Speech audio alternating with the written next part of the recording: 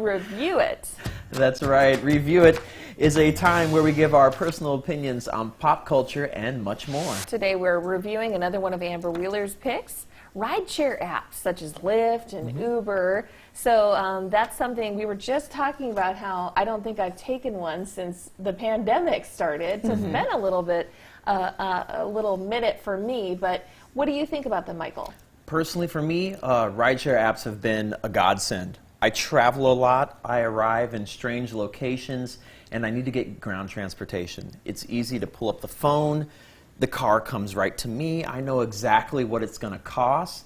And this may be kind of interesting, but a lot of times people who are doing public taxi cabs, rideshare apps, and things like that, English isn't their first language when I'm in these cities.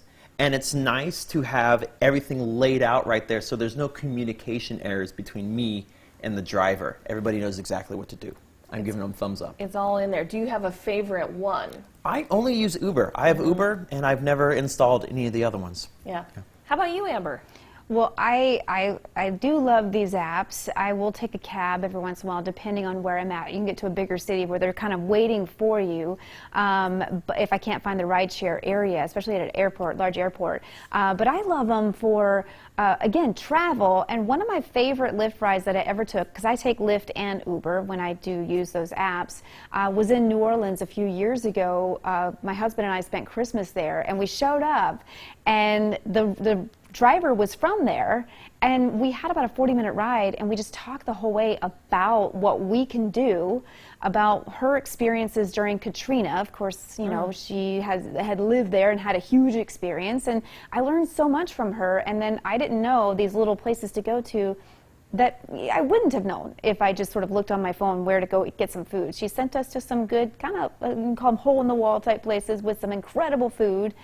And that's kind of where you can get a local vibe, is from those local drivers. Yeah, she's absolutely true. They tend to be a little more conversational than, say, just a good old-fashioned yellow taxi. And that's what's funny about what you said, because I think there's always the sociology experiment of how people are when they take their ride-sharing apps. I think I'm more maybe like Amber. I'm a chatty Cathy. I'm the one who's like, can I sit up front with you? Or, and they're like, no, sit in the back. I'm like, you know, the question we always ask. We all ask this question. I know what you're gonna say. How long have you been doing this? Yep. Is this your first time job? Is it for your full-time job? Yep. How busy is it? Yeah. You're like, don't ask, don't ask, don't ask, and then your body goes, how long have you been doing this? And you're like, you can't pull the words back because you want to know. It's so hard to hold that in, and I'm sure they answer it every day over and over. And they're like, oh again. yes, yeah.